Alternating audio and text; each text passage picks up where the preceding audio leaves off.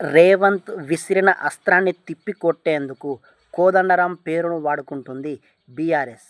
కేసీఆర్ వద్ద తెలంగాణ ఉద్యమంలో కీలకంగా ఉన్న నేతలెవరూ లేరని, వారిని ఎవరూ నమ్మడం లేదని రేవంత్ అన్నారు. దీనిపై హరీష్ రావు తనదైన శైలిలో స్పందించారు. తెలంగాణ ఉద్యమంలో రేవంత్ రెడ్డే వ్యతిరేకంగా పనిచేశారని చరిత్ర తవ్వడంతో పాటు ఉద్యమకారులకు బీఆర్ఎస్ ఇచ్చిన ప్రయారిటీ, పదవుల గురించి ఏకరువు పెట్టారు. రేవంత్ వద్ద ఒక్క కోదండరాం ఉన్నారని, ఆయన కూడా ప్రభుత్వంపై ఏమీ మాట్లాడటం లేదని విమర్శించడంతో పాటు ఆయనకు విద్యాశాఖ మంత్రిని చేయొచ్చు కదా అని ఓ ఉచిత సలహా కూడా ఇచ్చారు.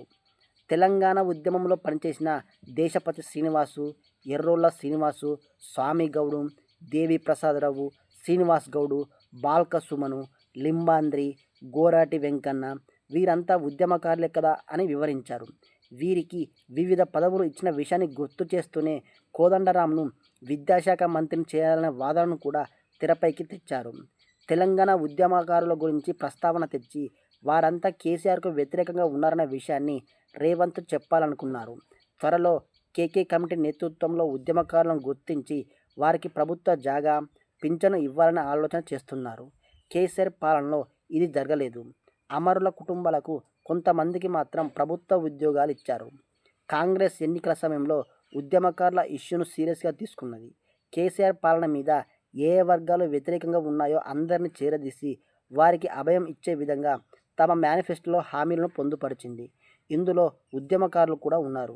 కోదండరాం లాంటి వారిని పట్టించుకోలేదని, ఆయన ఇంటిని బద్దలు కొట్టి మరీ పట్టుకెళ్లారనే విషయాన్ని సీఎం గుర్తు చేస్తూనే కేసీఆర్ తన ఆలోచనలే తప్ప ఉద్యమకారుల ఆలోచనలు నచ్చవని, ఎవరైనా చెప్పాలని చూస్తే ఇలాగే ఇండ్ల తలుపులు బద్దలు కొడతారని విమర్శించారు. దీన్ని తిప్పికొట్టేందుకు హరీష్ కోదండరాంను విమర్శిస్తూనే సీఎం విసిరిన అస్త్రాన్ని తిరిగి ఆయన మీదకే ప్రయోగించేలా విద్యాశాఖ మంత్రి పదవి తనకు ఇవ్వాలనే ఉచిత సలహా ఇవ్వడం మూలంగా సర్కార్ను సెల్ఫ్ గోల్ చేయొచ్చని బీఆర్ఎస్ భావిస్తుంది. దీనిపై ఆ పార్టీలో చర్చ జరిగినట్టుంది. ఉద్యమకారుల ఇష్యూ కూడా తీవ్రంగానే ఉంది. ఇంకా కేసీఆర్ను నమ్మేలా లేరు వారు. తాజాగా సీఎం వ్యాఖ్యలు కూడా వాస్తవ పరిస్థితులకు అద్దం పట్టినట్టు ఉండడంతో దీన్ని ఎలాగైనా తిప్పికొట్టాలని ఈ విధంగా కోదండరాంకు మంత్రి పదవి అనే బాల్ను రేవంత్ కోర్టులో విసిరేసింది బీఆర్ఎస్.